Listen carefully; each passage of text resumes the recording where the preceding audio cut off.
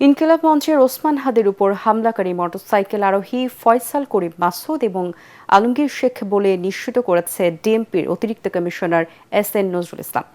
তাদের passport block করা হয়েছে। পুলিশের কাছে চোরাই পথে তাদের বিদেশে পাড়ি দেওয়ার কোনো তথ্য নেই বলে জানান তিনি। নজরুল ইসলাম জানান, বিভিন্ন স্থানে অভিযান চালিয়ে মোটরসাইকেল মালিক সহ সন্দেহভাজন ৩ জনকে আটক করা হয়েছে। মোটরসাইকেল মালিককে ৩ দিনের রিমান্ড দিয়েছে আদালত। মনির হোসেন তপুর রিপোর্ট। ঢাকা ৮ আসনের প্রার্থী ওসমান হাদির উপর দিনে দুপুরে হামলার ৪৮ ঘণ্টা পার হলেও প্রকৃত আসামিরা এখনও ধরাছোঁয়ার বাইরে।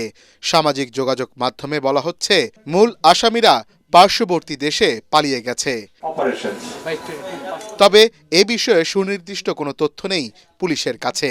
ডিএমপি মিডিয়া সেন্টারে ব্রিফিংয়ে অতিরিক্ত কমিশনার এস.এন. নজরুল ইসলাম জানান, মোটরসাইকেল থেকে ফয়সাল করিম মাসুদ, রিকশায় থাকা ওসমান হাদিকে গুলি করে বলে নিশ্চিত হওয়া গেছে।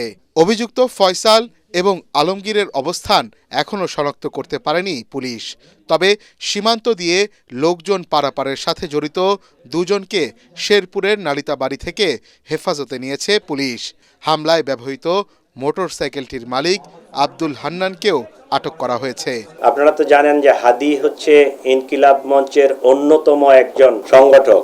এইটার যারা রাইভাল, যারা এটাকে পছন্দ করে নাই, যারা এটার প্রতিপক্ষ, তারাই তাকে টার্গেটেড একটা কিলিং করার জন্য এই হামলাটা করেছে। অপারেশনের দিনে যে মোটরসাইকেলটি ব্যবহৃত হয়েছিল, এটা আমরা উদ্ধার করতে সক্ষম হয়েছি।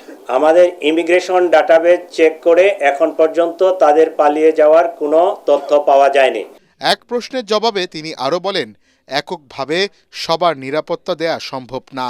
তবে জুলাই যোদ্ধাদের মধ্যে যাদের উপর সবচেয়ে বেশি হুমকি রয়েছে, তাদের নিরাপত্তায় বিশেষ ব্যবস্থা নেওয়া হবে। নির্বাচনকে কেন্দ্র করে দুষ্কৃতিকারীদের গ্রেফতারে ডেভিল হান্ট 2 অপারেশন শুরু হয়েছে বলেও জানান তিনি।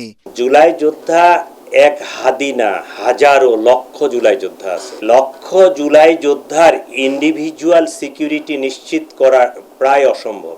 যাদেরকে আমরা এরকম খুব হাই থ্রেট মনে করতেছি, তাদেরকে আমরা পার্সোনাল সিকিউরিটি দিব। আর ইন্ডিভিজুয়ালি এইভাবে সিকিউরিটি দেওয়া যাবে না। এটা ওভারঅল সিকিউরিটির সিস্টেমটাকে ডেভেলপ করে আমরা এই সিকিউরিটিটাকে আরো এনহ্যান্স করার চেষ্টা করতেছি। নির্বাচনে অংশ নেওয়া প্রার্থীদের নিরাপত্তা নিয়েও পরিকল্পনা রয়েছে ডিএমপির। মনির হোসেন তপু, এটিএন বাংলা, ঢাকা।